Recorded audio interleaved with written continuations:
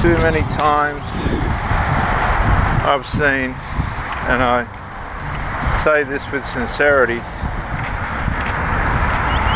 parents who have no boundaries around themselves and their children. Now, a lot of people say, well, their children were out of control. 9 times out of 10, it's because there's no boundaries between the parent and the child. They've become enmeshed. One minute the child's the parent's the child. The next minute the parent's the parent, the child's the child. The next minute they're both the parent, next minute they're both the child. It's quite a mess.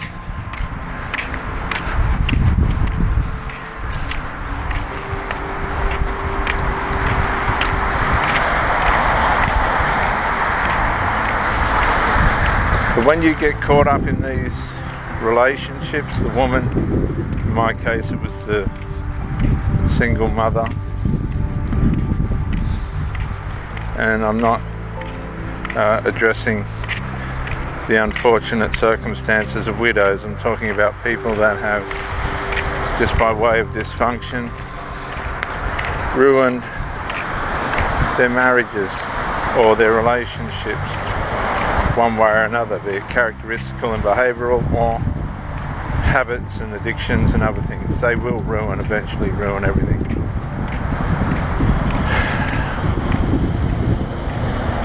Particularly if the person's just in the cultural matrix that they've made up for themselves and believe is the way to go, even if it's wrong.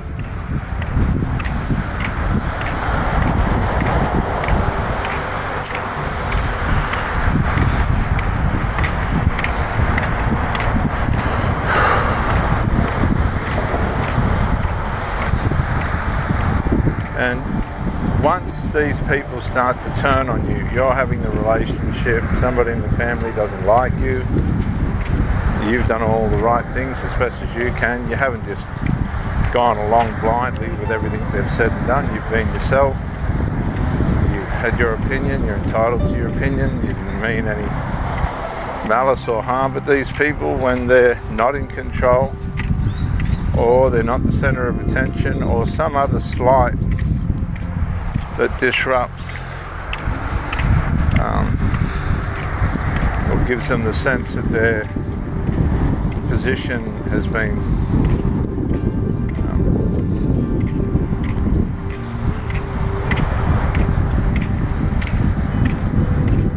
challenged, or not so much challenged, but what's that word I'm looking for? I'm sure you can think of it.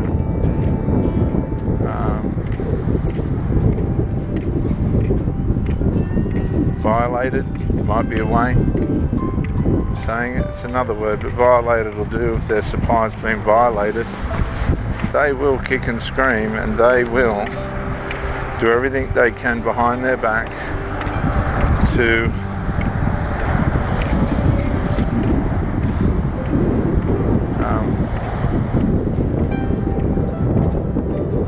sabotage you. They'll vandalise your character behind your back.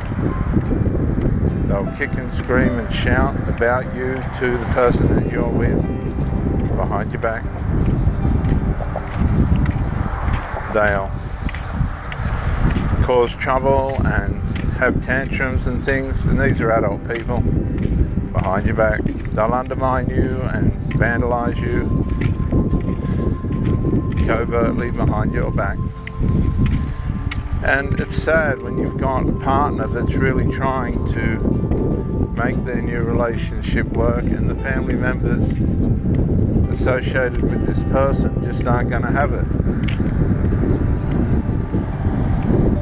Doesn't suit them. And the problem with it is it's got absolutely nothing to do with them. And now you're the meat and the sandwich in the middle of this enmeshment. The mother can't do anything, or in my case the mother, because she's paralysed by the enmeshment and the way in which she's enthroned the adult child. A lot of these women have little husbands. They groom their sons to be their little husband, faultless little husband that they worship and idolize and wish they were the man that they always had. And the son plays into that. They'll play into it. They get goodies out of it. Other silly, abusive, silly things.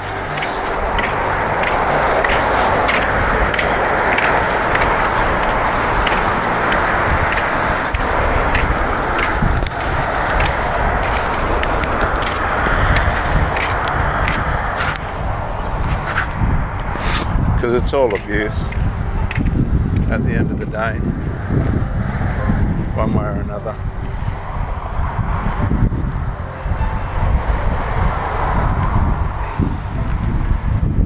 And it's all a safety net. Whilst the covert emotional incest or the enmeshment, whatever level it's at, is wearing away at the relationship and becoming a problem, the problem that you have is the solution for the person that you're with, because it can't fail. Covert emotional incest does not fail. It's permanent because it's DNA concepted. It's built on maternal connections. But the maternal connection doesn't separate, it doesn't break. So the adult child is never separated from the parent. And the parent gets a tremendous sense of security from this, and so does the child. But it undermines the child's ability to mature and grow and face life the way that they should, because they just keep running back to the parent, and the parent keeps running back to the child, and it goes round and round in circles until there's nothing left of anybody. Just two infantile, immature people.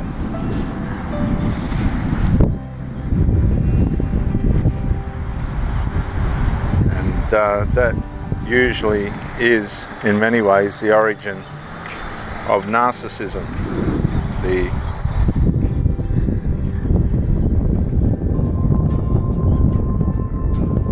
forfeiting of the separation of parent-child. It's when narcissism is conceived.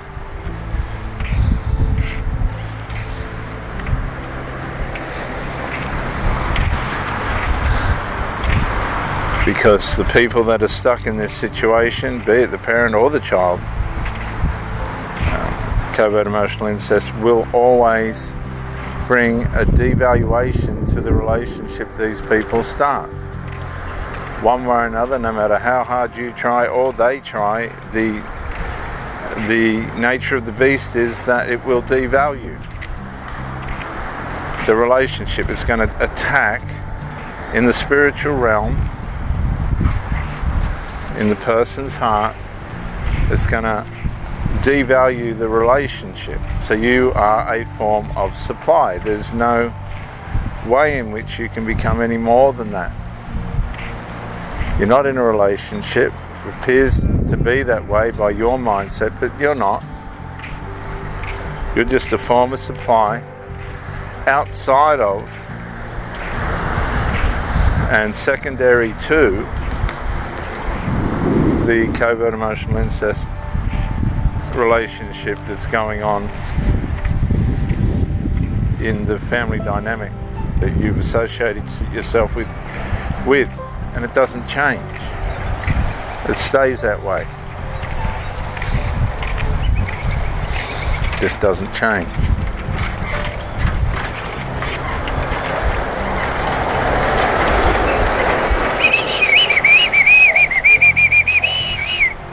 Two beautiful little swallows just in front of me. Beautiful browns and blue coloured.